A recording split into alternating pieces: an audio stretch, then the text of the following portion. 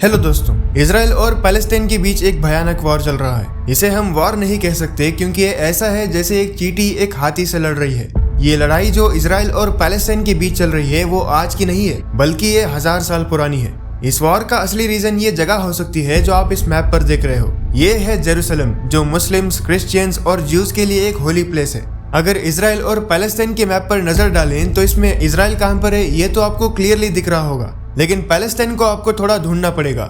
ये जो ऊपर का हाईलाइटेड रीजन है इसे वेस्ट बैंक कहा जाता है और ये जो नीचे का रीजन है उसे गाजा स्ट्रिप कहा जाता है। इस पूरे मैप में जो ग्रीन रीजन है यहाँ पैलेस्टाइन के लोग रहते हैं और जो डार्क ग्रीन रीजन है यहाँ पर पैलेस्टाइन गवर्नमेंट का कंट्रोल है।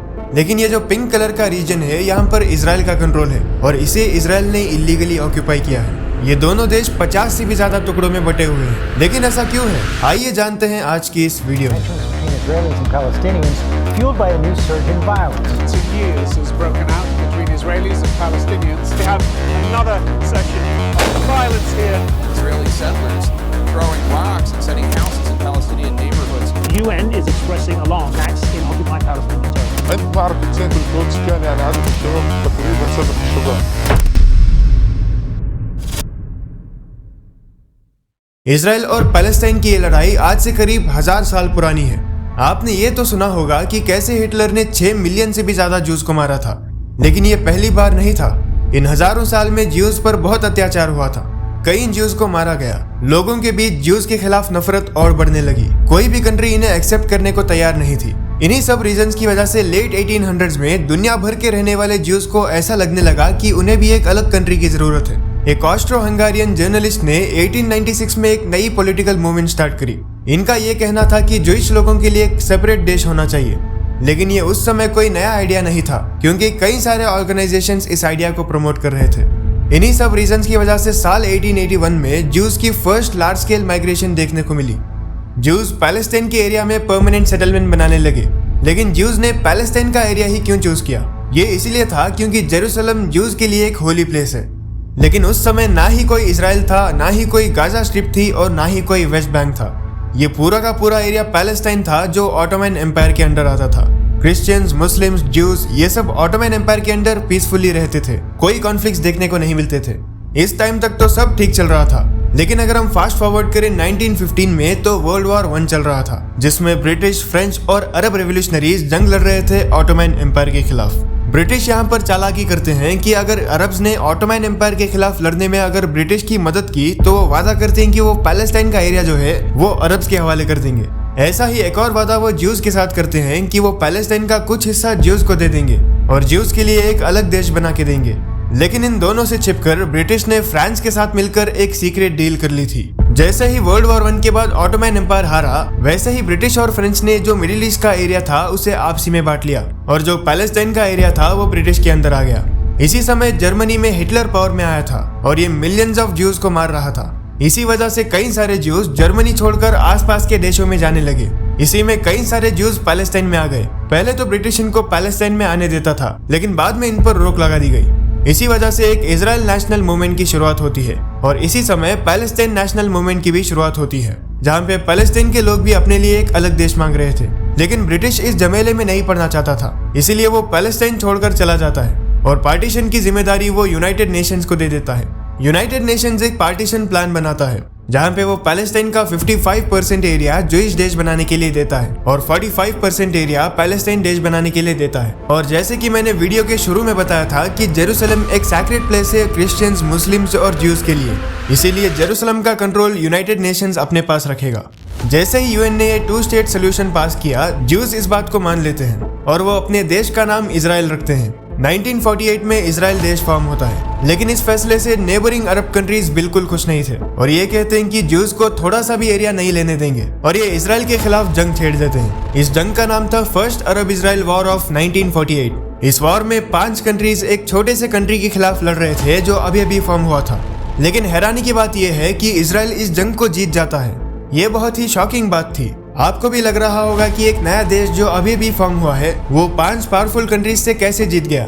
ये तो जाहिर है कि इजराइल ने ये अपने आप से तो नहीं किया होगा, पीछे से बहुत से कंट्रीज ने इजराइल को सपोर्ट किया था। वैसे आपको क्या लगता है किसने इजराइल की मदद की होगी? हमें कमेंट्स में जरूर बताना। जब 1949 में ये वॉर खत्म हुआ, इसराइल ने बहुत ज्यादा पैलेस्टाइन का एरिया ऑक्यूपाई कर लिया था।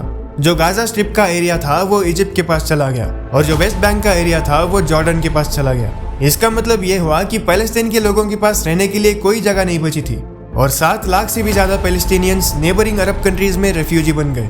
ये कुछ ऐसा है जैसे आप किसी बेघर को अपने घर में रहने के लिए जगह देते हैं, लेकिन वो धीरे धीरे आपके ही घर पर कब्जा जमा लेता है और वो आपको आप ही के घर से बाहर निकाल देता है। लेकिन जब पैलेस्टीनियन लोग रेफ्यूजी बन गए तो किसी भी अरब कंट्री ने रेफ्यूजी को अपना सिटीजन बनाने का ऑफर तक नहीं दिया।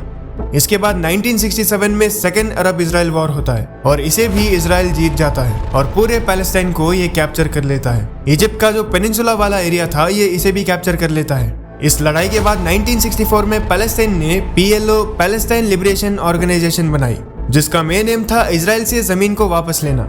लेकिन USA और इजराइल इसे एक टेररिस्ट ऑर्गेनाइजेशन डिक्लेयर कर देते हैं। 1973 में थर्ड अरब इजराइल वॉर होता है, लेकिन इससे ज्यादा कुछ फर्क नहीं पड़ा।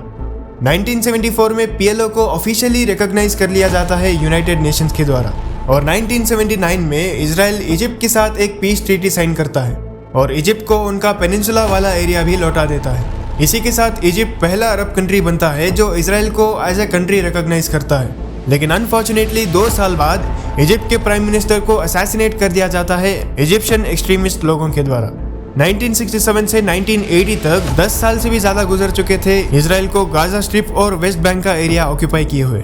कुछ इजरायली लोग वेस्ट बैंक के एरिया में सेटल होने लग जाते हैं, अपनी कॉलोनीज एस्टैब्लिश करने लग जाते हैं और सेटलमेंट्स बनाने लग जाते हैं। इजराइल गवर्नमेंट इन्हें डायरेक्टली या इनडायरेक्टली भी सपोर्ट करती थी।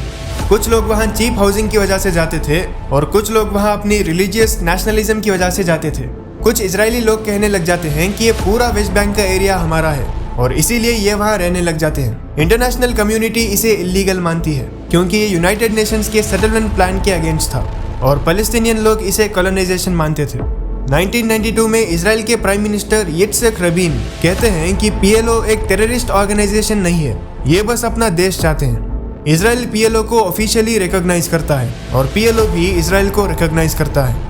1994 में पैलेस्टीन गवर्नमेंट को एस्टैब्लिश किया जाता है जिसे नाम दिया जाता है पैलेस्टीनियन नेशनल अथॉरिटी। लेकिन इस टाइम तक वेस्ट बैंक के एरिया में इजरायली लोगों ने अपनी परमानेंट सेटलमेंट्स बना ली थी, इसीलिए वेस्ट बैंक के एरिया को 3 पार्ट्स में डिवाइड किया गया, एरिया A, एरिया B और एरिया C। एरिया A वो है जहां पैलेस्टीनियन गवर्नमेंट का कंट्रोल रहेगा और एरिया B जहां दोनों गवर्नमेंट साथ में कंट्रोल रखेंगे और एरिया C जहां पर इजराइल गवर्नमेंट का कंट्रोल रहेगा। रियलिटी में पैलेस्टाइन को सिर्फ कुछ गिने चुने जगह ही मिल पाते हैं। सब कुछ पीसफुली चल रहा था, लेकिन 2 साल बाद कुछ इजरायली एक्सट्रीमिस्ट लोग अपने प्राइम मिनिस्टर को असैसिनेट कर देते हैं। इनका यह कहना था कि पैलेस्टाइन को थोड़ी सी भी जगह नहीं देंगे और वहीं दूसरी तरफ पैलेस्टाइन में एक हमास नाम का एक मिलिटेंट ग्रुप फॉर्म होता है। हमास PLO को पसंद नहीं करता था, ये 1996 के इलेक्शंस को रिजेक्ट कर देता है और ये सुसाइड बॉम्बिंग्स भी करवाता है इजराइल में। इसके बाद से इजराइल और पैलेस्टीनियंस के बीच नफरत और भी बढ़ने लग जाती है। हमास को इजराइल और USA एक टेररिस्ट ग्रुप मानते हैं, लेकिन पैलेस्टीनियंस इन्हें रेवोल्यूशनरीज मानते हैं क्योंकि ये अपना देश पाने के लिए लड़ रहे हैं। साल 2006 में हमास ग्रुप इलेक्शन लड़ता है और ये जीत जाता है। ये PLO को छोटे मार्जिन से हरा देता है। 132 में से 74 सीट्स ये जीत जाते हैं। लेकिन साल 2007 में इंटरनल वॉर शुरू हो जाती है हमास के सपोर्टर्स और PLO के सपोर्टर्स के बीच। इस वॉर को बैटल ऑफ गाजा कहा जाता है। इसी वजह से पैलेस्टीन देश 2 हिस्सों में बढ़ जाता है। गाजा स्ट्रिप पर हमास का पूरा कंट्रोल हो जाता है और वेस्ट बैंक पर PLO का।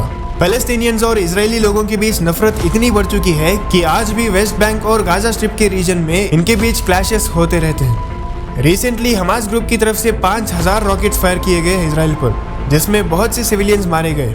ऐसे ही वेस्ट बैंक के रीजन में इजरायली सोल्जर्स ने पैलेस्टीन के लोगों को बहुत टॉर्चर किया है और मस्जिद अल अक्सा में भी इजरायली सोल्जर्स ने अंदर घुसकर पैलेस्टीनी लोगों पर रबर बुलेट्स और स्टन ग्रेनेड्स फेंके।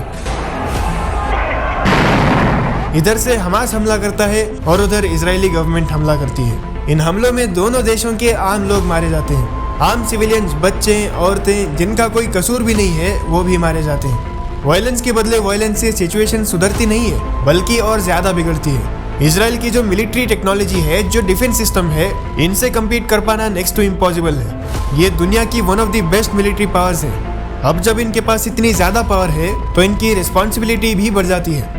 इजराइल को ये ध्यान में रखना चाहिए कि इनकी वजह से किसी बेगुनाह की जान न जाए। ये हमास जैसे लोग जो हैं जिन्हें इजराइल टेररिस्ट मानता है, अगर ये टेररिस्ट ग्रुप्स रॉकेट फायर करेंगे तो इन्हें भी उनकी तरह ही रिस्पॉन्ड करने की जरूरत नहीं है वापस से रॉकेट फायर करके। अगर हमास जो कर रहा है वो टेररिज्म है तो जो इजराइल कर रहा है वो भी टेररिज्म है। इजराइल ने गाजा में जो एयर स्ट्राइक्स करी हैं उसमें बहुत से सिविलियंस और बच्चे भी मारे गए हैं। अगर हमला करना ही है तो उन्हें इस बात का ध्यान रखना चाहिए कि सिर्फ टेररिस्ट ग्रुप्स को ही वो टारगेट करें। आम सिविलियंस जो मासूम लोग हैं उन्हें कुछ ना हो। वीडियो पसंद आया तो इसे लाइक करना और ऐसे ही इंटरेस्टिंग वीडियोस के लिए चैनल को सब्सक्राइब करना। तो इस वीडियो के लिए बस इतना ही, मिलते हैं अगली वीडियो में।